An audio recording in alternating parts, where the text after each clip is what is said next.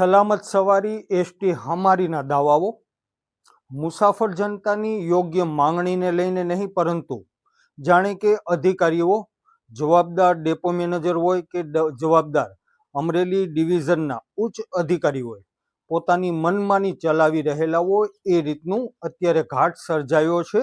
આપણો સીધો સવાલ છે ધારીના ડેપો મેનેજરને, આપણો સીધો સવાલ છે અમરેલી ડિવિઝન ઓફિસરને. ધારી ડેપો આમ જોઈએ તો એક સાંધે અને તેર તૂટે તેવો ઘાટ હાલ સર્જાયો છે.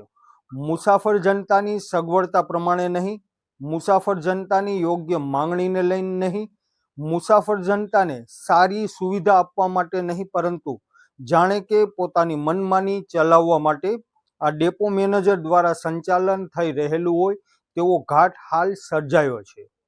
આપણો સીધો સવાલ છે ધારી ડેપો મેનેજરને કે ધારીથી લઈને આસપાસના અનેક ગામડાઓ કે જ્યાં દશકાઓથી એસટી બસ સુવિધાઓ ચાલી રહેલી હતી, ત્યારે અત્યારે શા માટે આ દરેક ગામડાઓની સાથે હળહળતો અન્યાય કરવામાં આવી રહેલો છે? ધડાધડ એક પછી એક રૂટ શા કારણે બંધ કરી દેવામાં આવેલો છે? એક સાંધે છે અને તેર તૂટે છે. ક્યારેક જવાબ મળે છે કે કંડક્ટરોની ઘટ છે, ક્યારેક જવાબ મળે છે કે ડ્રાઈવરોની ઘટ છે, ક્યારેક જવાબ મળે છે કે આવનારા દિવસોમાં શરૂ થઈ જશે આ રૂટ. પરંતુ અત્યાર સુધીમાં લોકોની માંગણી મુજબ, મુસાફર જનતાની માંગણી મુજબ ધારી ડેપો ખાતેથી એક પણ નવો રૂટ કે જે આમ જોઈએ તો જૂનો છે, જેને બંધ કરવામાં આવેલો છે, એને પુનઃ શરૂ કરવામાં આવેલ નથી. હળહળતો અન્યાય કરવામાં આવી રહેલો છે મુસાફર જનતાની સાથે. હળહળતો અન્યાય કરવામાં આવી રહેલો છે નાના નાના ગામડાઓ કે જ્યાંના અનેક રત્ન કલાકારોથી લઈને વિદ્યાર્થીઓ સવાર અને સાંજ તાલુકા મથક અથવા તો જિલ્લા મથક સુધી અપડાઉન કરી રહેલા છે.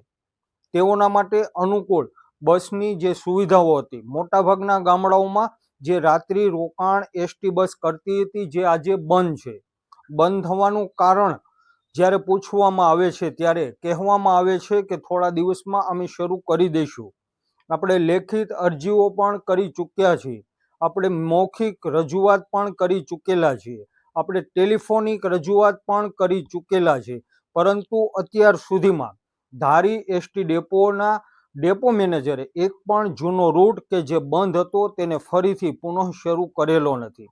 મુસાફર જનતાઓ, વિદ્યાર્થી હોય, રત્ન કલાકારો હોય કે પછી બીજે અન્ય મુસાફર જનતા હોય, તેની માંગણી છે કે પુનઃ જે રાબેતા મુજબ જૂના રૂટ હતા તે શરૂ કરવામાં આવે.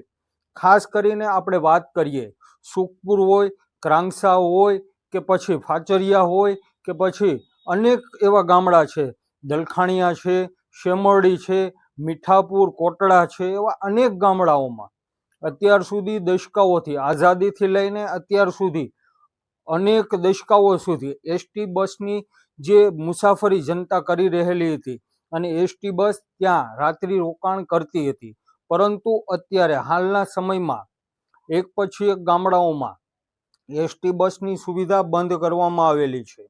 જાણે કે મુસાફર જનતાની સાથે હળહળતો અન્યાય કરવામાં આવી રહેલો છે.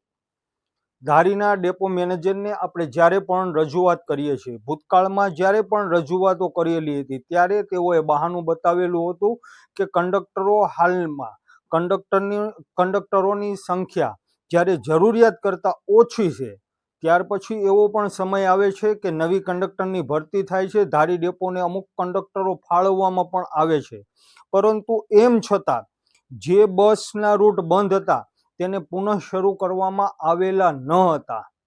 પોતાની મનમાની ગણો કે મુસાફર જનતાની સાથે હળહળતો અન્યાય ગણો, આપણે આ વિડીયોના માધ્યમથી, આ સમાચારના માધ્યમથી આપણે ધારીના ડેપો મેનેજર પાસે એક રજૂઆત કરીએ છીએ આ વિડીયો થકી કે જે દશકાઓથી જે એસટીના બસના રૂટ શરૂ હતા એને પુનઃ શરૂ કરવામાં આવે.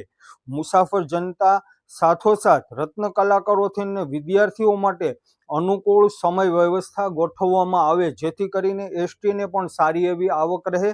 ખોટના ખાડામાં એસટી વિભાગ જે ચાલ્યું ગયેલું હતું, પરંતુ અત્યારે સારું એવું છે, મુસાફર જનતા પણ એસટીના માધ્યમથી એક ગામથી બીજા ગામ સુધી જે અપડાઉન કરી રહેલી છે અથવા તો તાલુકા મથક હોય, જિલ્લા મથક હોય ત્યાં પહોંચી રહેલી છે, ત્યારે ધારી આસપાસના દરેક ગામડાઓની અંદર એસટી બસની તાતી જરૂરિયાત છે. રાત્રિ રોકાણ જે બસો કરતી હતી, જે રૂટ કરતા હતા, તે રાબેતા મુજબ શરૂ કરવામાં આવે તેવી લોકો મુસાફર જનતા જ્યારે માંગણી કરી રહેલા છે, ત્યારે ધારીના ડેપો મેનેજર સાથે જ અમરેલી ડિવિઝનના ડીસી સાહેબને આપણે આ વિડીયોના માધ્યમથી રજૂઆત કરીશ કે આપ અધિકારી આપના લેવલથી જે બસના રૂટ બંધ કરવામાં આવેલા છે એને પુનઃ તાત્કાલિક શરૂ કરવામાં આવે.